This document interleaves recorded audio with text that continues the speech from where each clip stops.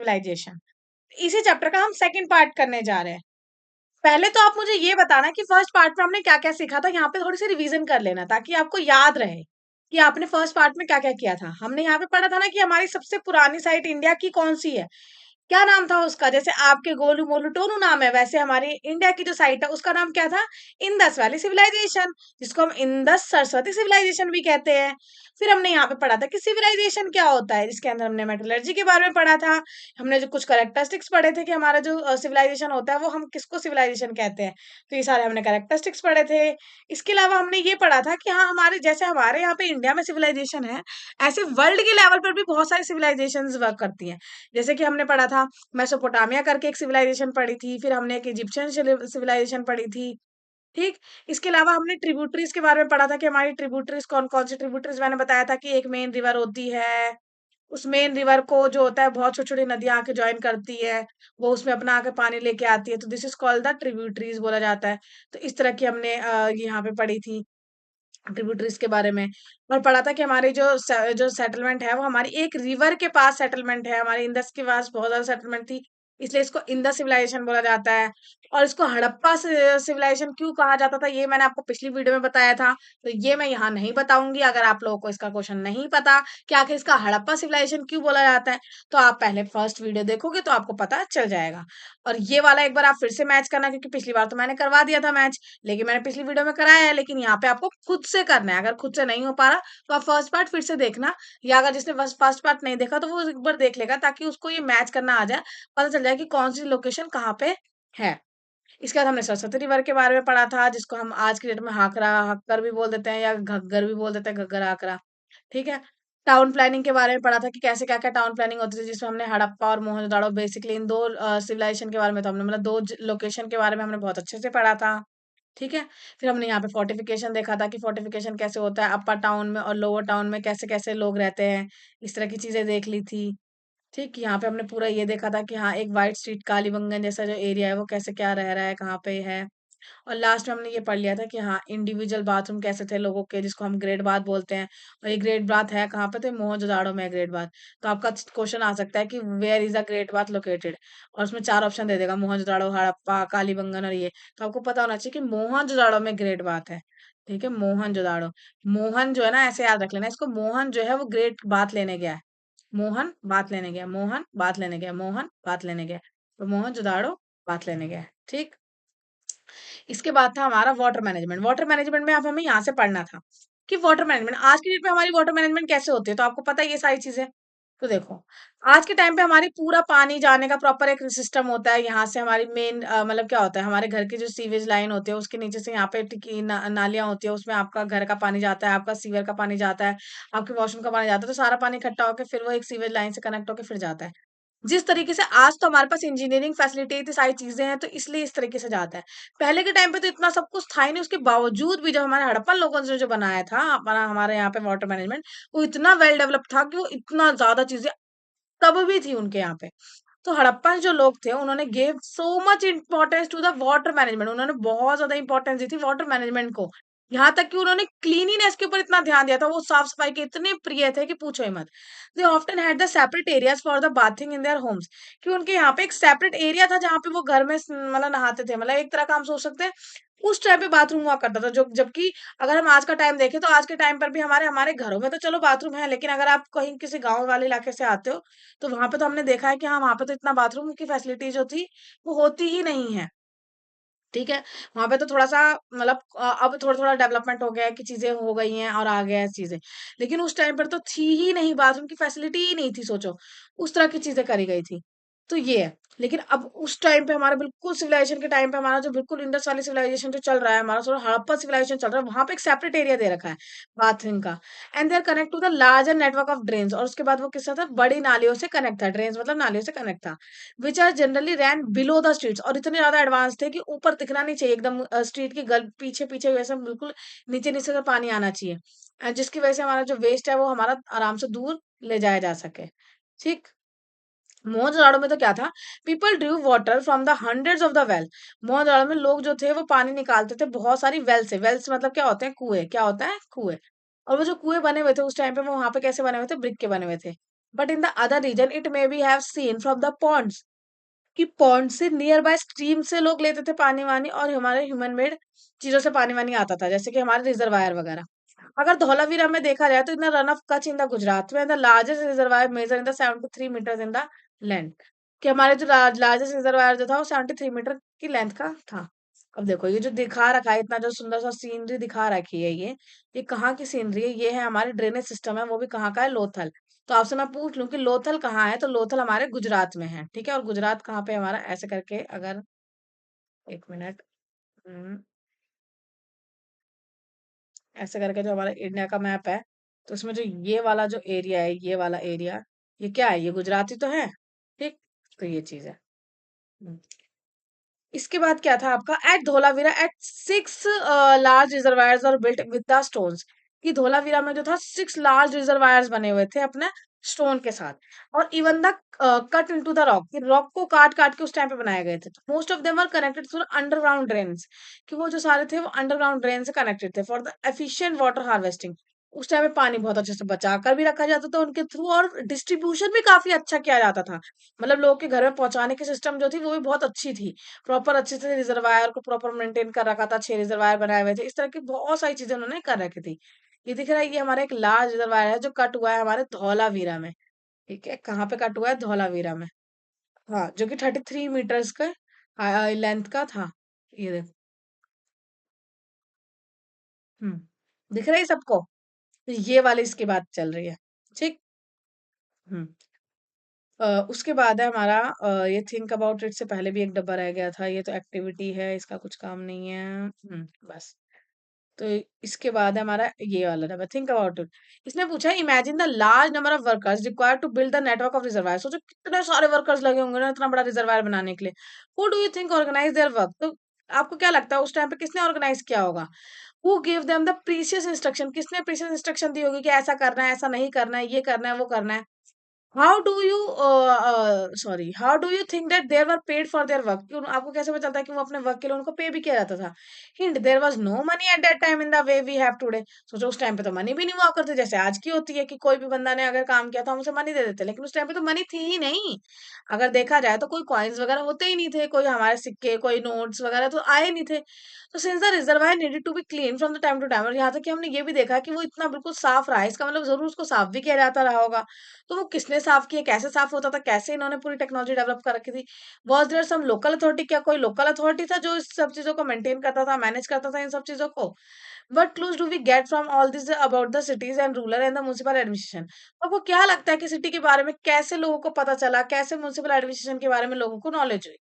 तो use your imagination, अपनी imagination, हम अपनी कल्पना करके सोच रहे हैं कि सोचो जरूर कोई ना कोई तो रहा ही होगा, किसी ने तो ऑर्गेनाइज किया ही होगा, किसी ने तो लेबर रखी होगी, किसी ने तो कुछ पेमेंट करी होगी, या हो सकता है वो पेमेंट हमारी अनाज में हो या बाकी सब चीजों में।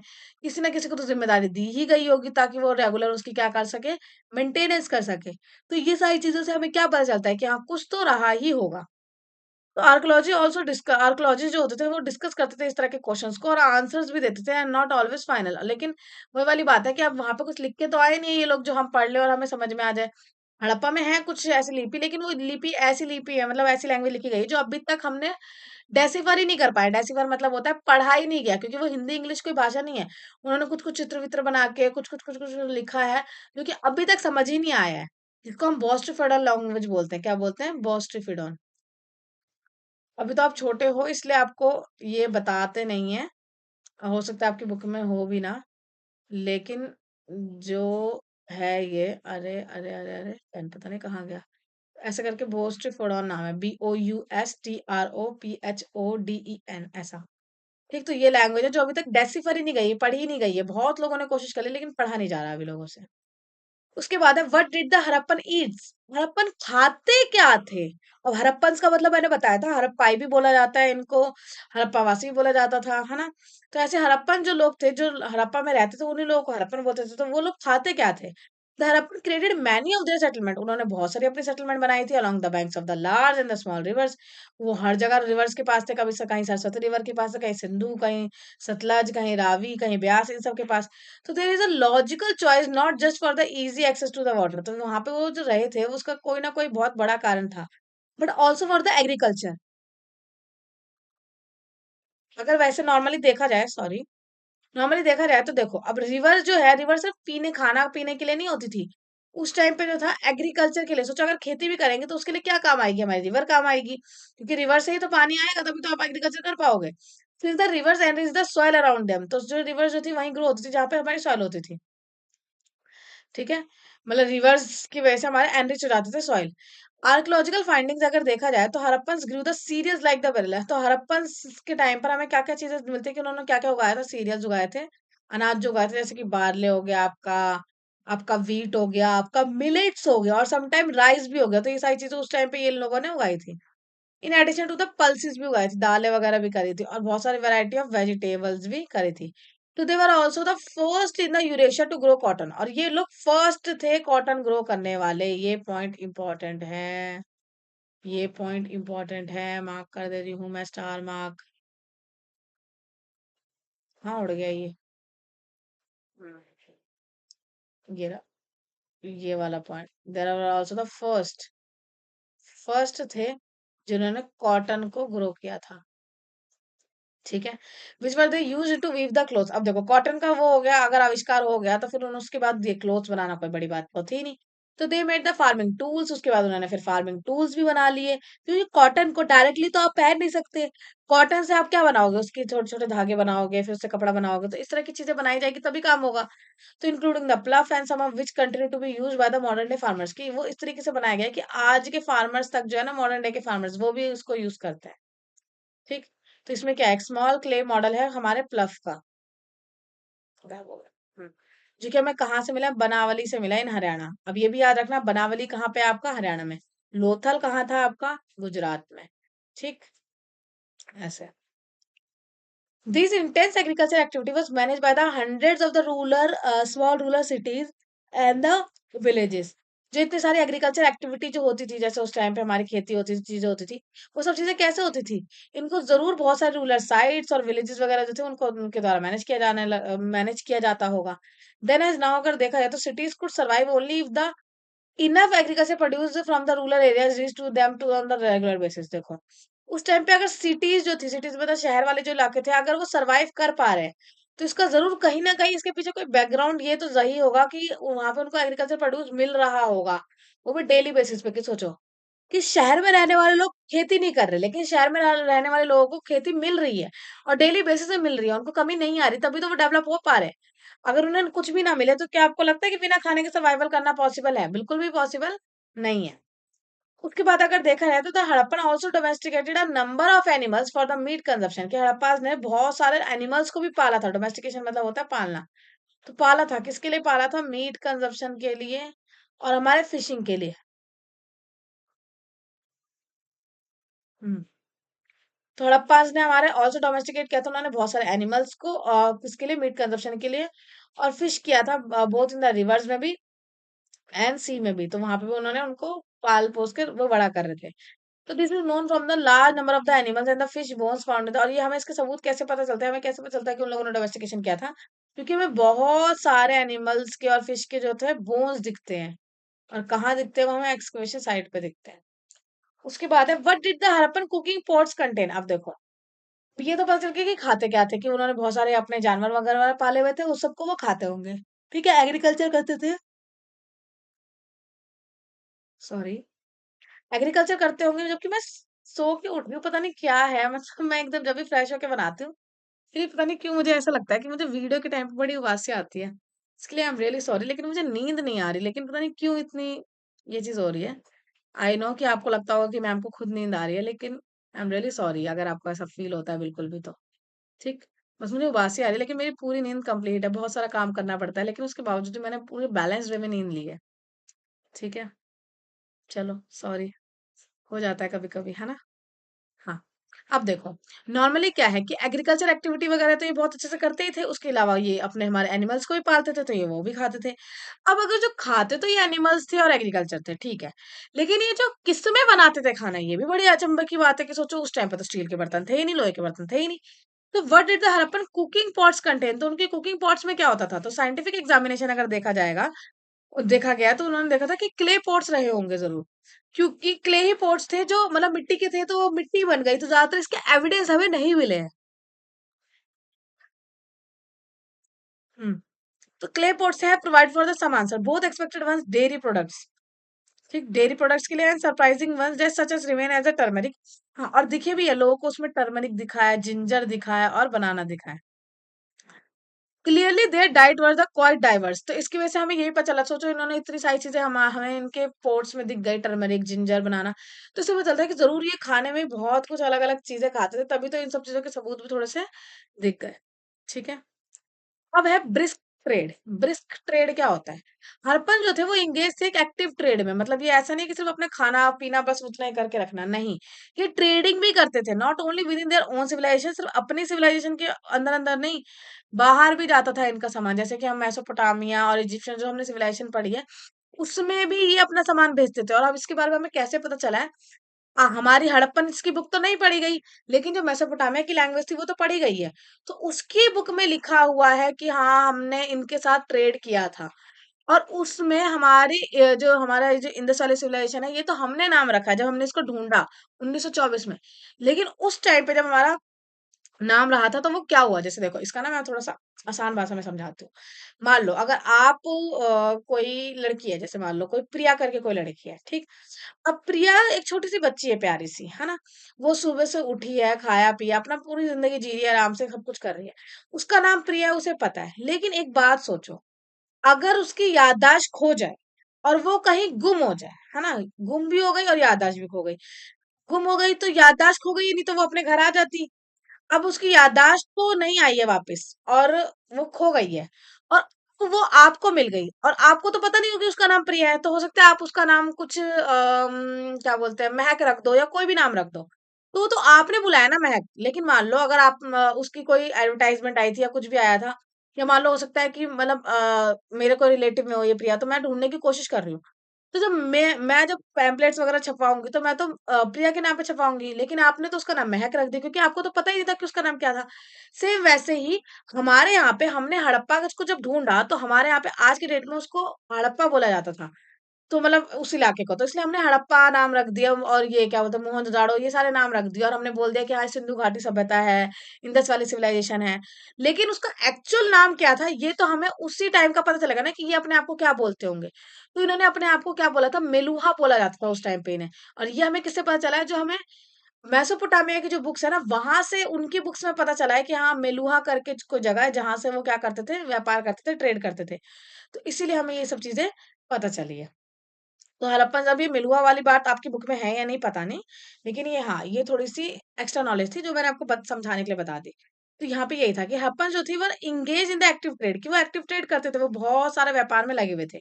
Not only with in their own civilization, सिर्फ अपने अंदर ही अंदर व्यापार नहीं करते थे, अपने देश से बाहर भी भेजते थे, अदर सिटीज में और नियर बाय फार अवे भी भेजते थे। But with other civilization and cultures with in the outside India, कि वो इंडिया के अंदर अंदर भी करते थे और इंडिया के बाहर भी करते थे। दे एक्सपोर्टेड द ऑर्नामेंट्स, वो क्या करते थे, एक्सपोर्ट करते थे ऑर्नामेंट्स को, जो हमारे जो गहने-वहने होते थे, उसका एक्सपोर्ट करते थे। टिम्बर का एक्सपोर्ट करते थे, जो लकड़ी-वकड़ी होती है, कुछ हमारे जो डेली यूज़ की चीज़ें होती है, उसको भी एक्सपोर्ट करते थे। प्रोबेबली आल्सो द गोल्ड भी करते थे ज़रूर, ये भी ऐसा माना जाता है कि ज़रूर गोल्ड भी करते रहे होंगे, कॉटन भी करते रहे होंगे। पॉसिबली सम फूड आइटम्स वगैरह जो थे, वो भी हमारे ये अपना हमारे यहाँ से बाहर भेजते थे। ठीक? The most favoured ornaments were the beads of the corneal, हाँ। और जो सबसे ज़्यादा मोस्ट फेवर्ड जो ऑर्नामेंट था जो ये बाहर भेजते थे, वो था हमारा कार्नियल करके, जो कि बहुत सुंदर सा एक बीड कलर का होता है, जो कि एक रेडिश कलर का एक सेमी प्रीशियस स्टोन था, जो कि ज़्यादातर कहाँ पाया जाता है, हमारे गुजरात में पाया जाता है। ठीक। और हड़प्पन के जो क्राफ्ट पर्सन थे, उन्होंने डेवलप किया था स्पेशल टेक्निक्स डेवलप करी थी उनको निकालने के लिए, इस सेमी प्रीशियस जो टूल है कार्नियल, उसको निकालने के लिए। So a string could pass through them and to decorate them in a various ways. They also work the conch shells into the beautiful shells bangles, हाँ। ये जो थे वो वर्क करते थे कोन शेल, जो आज की डेट में आपको शेल से नहीं दिखते, वो जो व्हाइट कलर के जो होते हैं वो शेल से, उसका भी यूज करके ऑर्नामेंट्स वगैरह में यूज करते थे। शेल के बैंगल्स वगैरह बनाते थे, which require the sophisticated technique, और इसमें जरूर कोई ना कोई बहुत ज्यादा ऐसी नाजुक सी जो है वो टेक्निक लगती थी। As shell is a hard material, क्योंकि शेल जो है वो हार्ड मटेरियल है, अगर ढंग से आप नहीं उसको वो करोगे तो हो सकता है वो टूट भी जाता। तो what the Harappan important exchange, अब देखो, अब वो एक्सपोर्ट क्या करते थे ये तो पता चल गया। हमारे यहाँ पे जो सेमी प्रीशियस स्टोन थे वो करते थे, कुछ फूड आइटम्स करते रहे होंगे, है ना। इसके अलावा और भी ये कॉन शेल्स के जो ये होते थे ऑर्नामेंट्स, ये सब करते थे। अब इंपोर्ट क्या करते थे, वो लेके क्या आते थे, लेके आते होंगे वो exchange of the exported goods is not clear, ये इतना ज्यादा नहीं दे रखा। लेकिन फिर भी कुछ कुछ चीजें लिख रखी है, जैसे कि कॉपर के बारे में लिखा है कि कॉपर लेके आते थे, since this metal was not as so common back home. तो बस ये बोला गया है कि हाँ कॉपर का तो शायद ये अंदाजा लगाया जाता है कि जरूर ये लेके आते रहे होंगे। ठीक। अब यहाँ पे क्या बोला है, the Harappan master the art of working copper. Harappan जो थे हमारे यहाँ पे, उनको कॉपर बहुत अच्छे से यूज करना आ गया था। वो एक सॉफ्ट मेटल है। If tin is added to the copper, अगर हम कॉपर के अंदर थोड़ा सा टीन मिला दे तो जो रिजल्ट हो जाता है वो क्या बन जाता है, कॉपर कॉपर हमारा बन जाता है ब्रॉन्ज, जो कि हार्डर होता है, मजबूत होता है हमारे कॉपर से। ठीक। इसलिए उसके अंदर क्या मिला दिया जाता है, tin. The Harappan use the bronze to make the tools, जो हड़प्पन जो थे वो ब्रॉन्ज को यूज करते थे टूल्स वगैरह बनाने के लिए, पोर्ट्स वगैरह बनाने के लिए, एंड पेन्स वगैरह बनाने के लिए। ठीक है। अभी देखो कितनी ऐसे शाही कंघी लग रही है ना, इतना बड़ा वुड है, लेकिन ये ऐसे छोटे छोटे लकड़ी के ऐसे ऐसे काट काट के ऐसे कार्विंग कर रखे हैं, और इससे लोग अपने बाल बहाते होंगे, है ना, कॉम्ब करते होंगे। तो हड़प्पन आइवरी कॉम्ब है, ये 7 सेंटीमीटर लॉन्ग है। कुछ इतनी बड़ी रही होगी ये 7 centimetre. Found on the coast of Oman, ये कहाँ पे मिली है, ओमान के वहां पे मिली है। Conduct such trade they use land routes and the rivers. हाँ, अब इस तरह के जो ट्रेड वगैरह करते थे तो जरूर ये जाते कैसे रहे होंगे। कुछ कुछ तो इनके लैंड रूट के भी सबूत मिले हैं कि लैंड से गए होंगे यहाँ से वहां तक, और कुछ उनके रिवर से मिले, जो उनकी नाव वगैरह जो थी वो डेवलप होती होगी, उससे मिले हैं, है ना। And the sea for the more distant destination. हाँ, और सी से जाते होंगे जो दूर दूर जा जो जगह होती रही होगी। तो this is the first intensive maritime activity in India, और यही हम कह सकते हैं कि फर्स्ट इंटेंसिव मैरीटाइम एक्टिविटी है हमारी इंडिया की। Indeed, quite a few Harappan settlements are located in the coastal regions of Gujarat. हाँ, और ऐसा माना जाता है कि जो हड़प्पन जो सेटलमेंट है वो कहीं कहीं तो उनका गुजरात में भी है, उनका सिंध में भी है। और लोथल करके जो जगह है जो कि गुजरात में है, surprising huge basin measuring the 217 metre in the length and 36 metre in the width में ये बनी गई थी। ऐसे करके 217 मीटर, और इसकी जो विड्थ है वो 36 मीटर थी। The length is just a little more than the 2 football ground. अभी कंपेयर करने के लिए आपको बता दिया कि थोड़ी सी ज्यादा थी लिटिल फुटबॉल ग्राउंड से। जो बेसिन होता था इनका, must have been a dockyard, उसके अंदर एक डॉकयार्ड होता था जहां पे अपना आराम से शिप वगैरह जो है वो आ सकती थी। This is the structure used to receive and the sand boats for the further transportation of goods. इसमें सैंड करते थे बोट्स वगैरह को फर्दर ट्रांसफॉर्मेशन ट्रांसपोर्टेशन करने के लिए अपने गुड्स। तो सच इलेबोरेट ट्रेड टेक्निक्स वगैरह जो रिक्वायर जो थी ट्रेडर्स जो थे to be able to identify their goods. तो इस तरह की जो इलेबोरेशन थी, जो ट्रेड्स जो थे रिक्वायर ट्रेडर्स, ट्रेड में क्या चाहिए होता, ट्रेडर्स चाहिए होता to able to identify their goods, identify करने के लिए, and also each other. This seems to have been the chief purpose of the thousand of the small seals. और ये हमारा चीफ पर्पस था हमारा थाउजेंड ऑफ स्मॉल चीफ्स के लिए, which have been extracted from the many settlement, जो कि हमारा एक्सट्रैक्ट करता बहुत सारे सेटलमेंट्स है। ये जो सील्स मिलती थी वो generally made of the stellate, ये किसकी बनी होती थी, हमारी स्टेलेट की बनी। देखो इतनी ज्यादा अच्छी फोटो दिख रही है ना, ये एक ह्यूज डॉकयार्ड है जो कि हमारा कहाँ पे है, लोथल में। फिर उसके बाद सॉफ्ट स्टोन जो होते थे that would be harden through the heating. जो सॉफ्ट स्टोन होते थे उनको ये क्या करते थे, अगर आप उसको हीट करो तो उससे क्या हो जाता है, वो हार्डन हो जाते हैं। They measure only a few centimetres, वो जो मेजर करते थे वो फ्यू सेंटीमीटर करते थे, एंड जनरली डिपिक्ट करते थे वो animal figures with above them are few signs that were part of the writing system, but that system of the symbolic meaning is the of the animal figure are yet to be understand। किसको समझने की जरूरत है। What is certain is that they somehow relate to the trade activities। हाँ, कि ये जो था वो सर्टेनिटी ये थी कि दैट दे समहाउ, जो समहाउ अगर देखा जाए तो वो रिलेट करते थे अपने ट्रेड की एक्टिविटीज से। मतलब वो सॉफ्ट स्टोन को हार्डन बना देते थे। और यहाँ पे हमने देखा था कि छोटे छोटे ना, ये देखो उस टाइम पे ये सील्स वगैरह चलते थे जिसके ऊपर ये एनिमल फिगर्स वगैरह जो थे वो बनाए गए थे। ठीक है, जिसका हमें पता चलता है इसका जरूर कोई सिंबॉलिक मीनिंग रहा होगा, ये जो भी एनिमल्स वगैरह बनाए गए हैं। ठीक, और इसके हिसाब से हमें पता चलता है कि ट्रेड वगैरह करते थे। लेफ्ट टू राइट अगर देखा जाए तो ये हड़प्पन सील है जिसमें हमारा एक यूनिकॉर्न बना हुआ है। उसके बाद अगर देखा जाए तो हमारा एक बुल है। उसके बाद देखा जाए तो हमारा हड़प्पा का सील है शो हॉर्न टाइगर, इसमें टाइगर दिखाया गया, तो ये टाइगर है, इसमें हमारा यूनिकॉर्न है, और इसमें हमारा हड़प्पा सील है। हम्म। हम्म। अब बता रखा है कि लाइफ जो थी हमारे एशियंस की कैसी थी।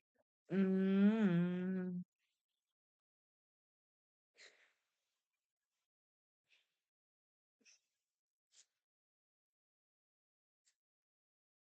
हम्म। थोड़ा सा और बचा है, बढ़ा सकते हैं। ठीक। चलो, मुझे लगा था ज्यादा बड़ा हो तो फिर मैं एक और पार्ट बनाऊं, लेकिन नहीं, इतना ज्यादा बड़ा नहीं है, छोटा ही है। चलो, अब क्या है, the lives of the Asian, कि एशियंस जो थे उनकी लाइफ कैसी थी उस टाइम पे। तो जो आर्कोलॉजिस्ट थे, आर्कोलॉजिस्ट कैसे कौन होता है, ये मैंने आपको शायद पहले ही बताया है, लेकिन मैं फिर से बता देती हूँ। आर्कोलॉजिस्ट मतलब वो होते हैं बेटा, जैसे हम जब बीमार पड़ते हैं तो हमारा इलाज कौन करता है? डॉक्टर। ठीक है, ऐसे जो पुरानी पुरानी चीजों को देखने का जो काम करते हैं, जो लोग होते हैं, जो स्पेशलिस्ट होते हैं इसमें, उनको बोलते हैं आर्कियोलॉजिस्ट। क्या बोलते हैं इसको? आर्कियोलॉजिस्ट। आर्कियोलॉजिस्ट। ठीक। Have unearth the many object, तो इन्होंने अनअर्थ किया था, मतलब बहुत सारी जो चीजें थी हमारी धरती के अंदर से निकाली थी। Made and use by the Harappans, और बहुत सारी चीजें हड़प्पन्स ने यूज करी थी। अगर हम पुरानी चीजों में देखा जाए, वो भी डेली यूज की, तो देखो कितना सुंदर सा लग रहा है ना, ये मिरर रहा होगा जरूर। एक ब्रॉन्ज का मिरर था ये। ठीक, इसके ऊपर मिरर रहा होगा, लेकिन वो टूट गया होगा टाइम के साथ, ये चीजें थी। एक टेराकोटा का ये पोर्ट, जो कि हमारा बहुत धोलावीरा, और ये दोनों ही है, ये हमारा ये वाला मिरर भी और ये पोर्ट भी, ये दोनों ही हमें कहाँ से मिला है? ये धौलावीरा से मिला है। हाँ, शीशे को देख के मुंह धो रहे हैं हम, पोर्ट के पानी से। ऐसे करके याद रख सकते हो आप। उसके बाद देख रहे हो, इतने सुंदर सुंदर पत्थर है, ये जो थी हमारे फ्यू स्टोन के वेट्स मिले हैं, देखो। जैसे आज के टाइम पे आप जब सामान लेने जाते हो तो उनके पास क्या होता है? 1 किलो का बट्टा होता है, 2 किलो का बट्टा होता है, आधे किलो का, 250 ग्राम का, है ना? इसीलिए उसी टाइम पे इनके भी ऐसे कुछ वेट्स वगैरह रहे होंगे। तो देखो यहाँ पे टॉप में सबसे बड़ा बट्टा है, फिर उसका छोटा, फिर सॉरी ये थोड़ा बड़ा है, इससे बड़ा ये है, फिर इससे छोटा थोड़ा ये है, फिर इससे छोटा है, फिर छोटे छोटे भी है। तो फ्यू स्टोन वोट्स वेट्स वगैरह यूज किए जाते होंगे, और द ब्रॉन्ज चिसल भी है, बोथ फ्रॉम द धोलावीरा से। ये जो है ब्रॉन्ज की चिसल। उसके बाद है ये वाली गेम, तो एक गेम बोर्ड भी बनाया गया, engrave on a stone, about 25 centimetre का है। 25 सेंटीमीटर मतलब इतना कुछ बन बड़ा होगा। इन the length from the Dholavira, ये भी कहाँ से मिला है हमें? धौलावीरा से मिला है। एक टेराकोटा की विसल मिली है, about the 4 centimetre in the length में जो थी, from the Karanpura in the Rajasthan. And Harappan design many games, और हम ये भी पता चलता है कि हड़प्पन के जो बच्चे होंगे वो जरूर गेम्स वगैरह खेलते होंगे। मैनी गेम्स डिजाइन करी गई थी, और बहुत सारे टॉयज भी बनाए गए थे, क्योंकि both the adult and the children amuse, ताकि वो लोग भी खुश हो सके। ठीक है। अब कल्चर और सिंबॉलिक ऑब्जेक्ट्स क्या क्या थे, ये देख रहे हो कितने ये है, ये एक पंडित जी माने जाते हैं। अभी तक वैसे सिद्ध नहीं हुआ है कि ये पंडित जी थे, लेकिन हमारे यहाँ पे इनको हमने बोल दिया कि हाँ, ये हमारे प्रिस्ट किंग है। ये भी हमारी एक तरह की गेम है, और ये भी हमारी एक तरह की सील है। अब देखो यहाँ पे बना रखा है एक स्टैचू की फिगर, जो कि हम प्रिस्ट किंग जिसे बोलते थे, although it is not known who the figure has. पता नहीं है ये कौन है, लेकिन हमने ये मान लिया है, क्योंकि जिस हिसाब से इन्होंने कपड़े पहने हैं, जिस हिसाब से इनकी बियर्ड बनी हुई है, जिस हिसाब से ये वेल एकदम बैनर्ड है, तो उस हिसाब से ऐसा माना जा रहा है कि ये जरूर कोई प्रिस्ट रहे होंगे। ऑल्दो अभी तक सिद्ध नहीं हुआ है, हो सकता है जब हम बॉस्टर फॉर्डन करके जो लैंग्वेज है वो डेसिफर कर ले, तब हमें पता चले कि ये कौन थे। उसके बाद है हमारा ये वाली चीज, ये क्या है? हमारी एक सील है जो स्वास्तिक साइन की है, देख रहे हो? तो स्वास्तिक साइन कोई हमारा आज का नहीं है, ये बहुत ही पुराना है। ठीक। तो सील जो है वो डिपिक्ट कर रहा है हमारा स्वास्तिक साइन। उसके बाद है हमारा ये वाला सील, जो हमारा ये दिखा रहा है, थ्री फेस डाइटी दिखा रहा है। थ्री फेस डाइटी दिख रहा है, एक फेस, दो फेस, तीन फेस, ऐसा डाइटी है, जो सिटिंग है ऑन द प्लेटफॉर्म पे, surround by the powerful animals, की बहुत सारे एनिमल्स उनके आसपास सराउंडेड है, 1 2 3 4 5 ऐसे करके। ठीक। अभी देखो ये वाली जो गर्ल है वो डांसिंग गर्ल है, जो देखो थ्री साइड से मुड़ी हुई है, देखो यहाँ से भी थोड़ा सा कमर लचका रखी है, ये यहाँ से भी थोड़ा सा बेंड हो रखी है, और ये हमारी यहाँ घुटनों से बैंड है। तो वो बोलते हैं इसको, कि तीन तरफ से मुड़ी हुई है, इसको डांसिंग गर्ल बोलते हैं। तो डांसिंग गर्ल जो है वो ये रही, जो कि बनी है a bronze figure from the Mohenjodaro से मिली है। तो ये भी याद रखना कि डांसिंग गर्ल कहाँ से मिली है। तो डांसिंग गर्ल मिली थी मोहन को, मोहन जब नहा के आया था, ग्रेट बात था ना मोहन का, जब वो नहा के आया था तो उसे डांसिंग गर्ल दिखी थी। फिर एक टेराकोटा की फिगराइन मिली है, जो नमस्ते मुद्रा में है। देखो नमस्ते भी हमारा कोई आज से चला नहीं आ रहा, बहुत पुराने से ऐसे नमस्ते, है ना? और उसके बाद अगर देखा जाए तो एक हमने पोर्ट है, जो कि जिसके ऊपर डिजाइन विजाइन कर रखा है, विच सीम्स टू दैट, जिसको देख के ऐसा लगता है जैसे जो स्टोरी कह रहा हो थर्स्टी काउ की, जैसे हमारे थर्स्टी काउ की हमने आज तक स्टोरी पढ़ते हैं हम, कि एक मटका था, उसमें हमें एक कौवे को बहुत प्यास लगी थी, थोड़ा सा पानी था, फिर उसने आला आला के उसमें पत्थर डाले, पानी ऊपर आ गया और वो पी के चला गया। तो ये वाली कहानी। Who finds a clever way to drink water at the bottom of the fort from the Lothal, और ये कहाँ से मिला है हमें? लोथल से मिला है। लोथल है पे कहाँ पे? गुजरात में है आपका लोथल। ठीक है।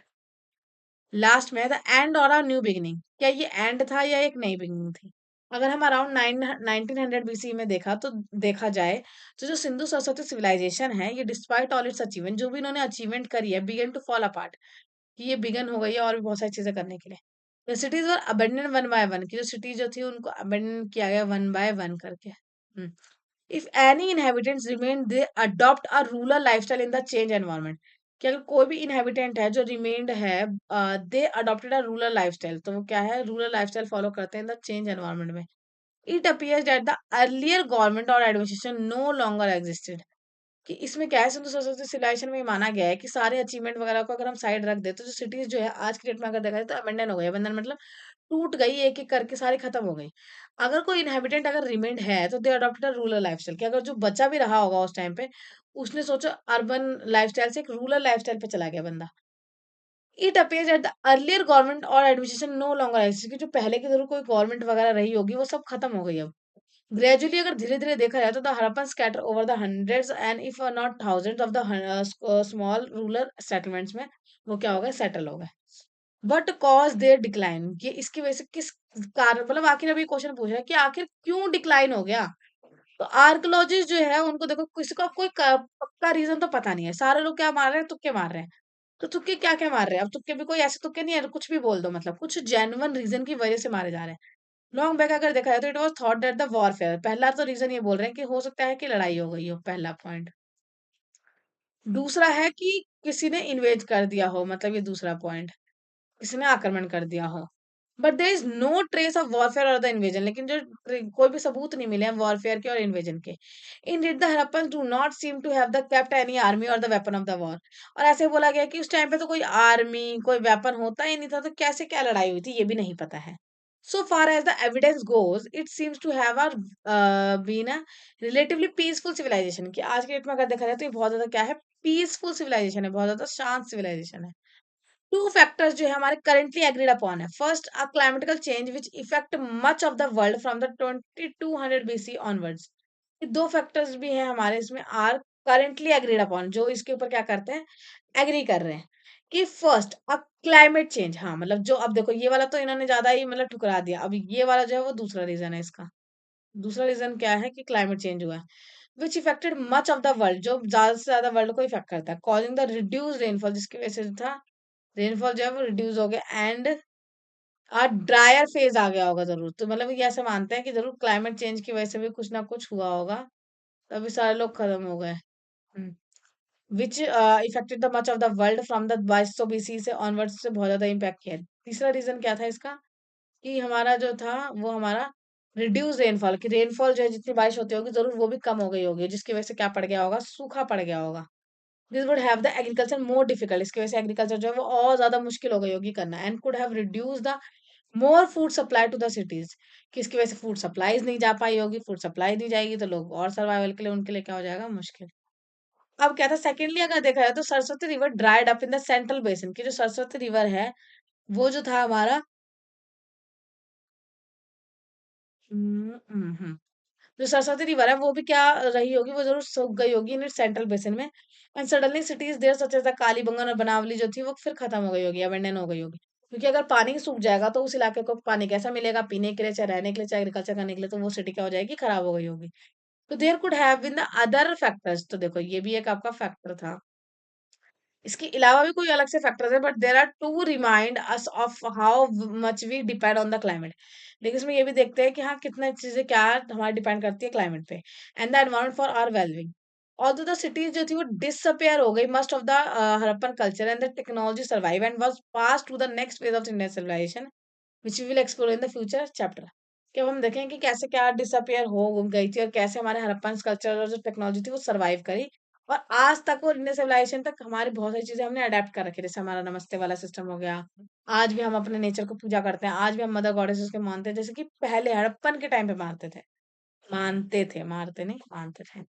ठीक, तो ये हमने इसे पढ़ लिया, हमने इंडस्ट्रियलाइजेशन पढ़ लिया, उसे क्यों बोला था ये पढ़ लिया, उसका मतलब क्या होता है वो पढ़ लिया, वाटर सेटलमेंट पढ़ ली, ड्रेनेज सिस्टम पढ़ लिया, सब कुछ हमारा ये चैप्टर पूरा अगर देखा जाए तो ये पूरा चैप्टर क्या है, अब आप मेरी तरफ से कंप्लीट है।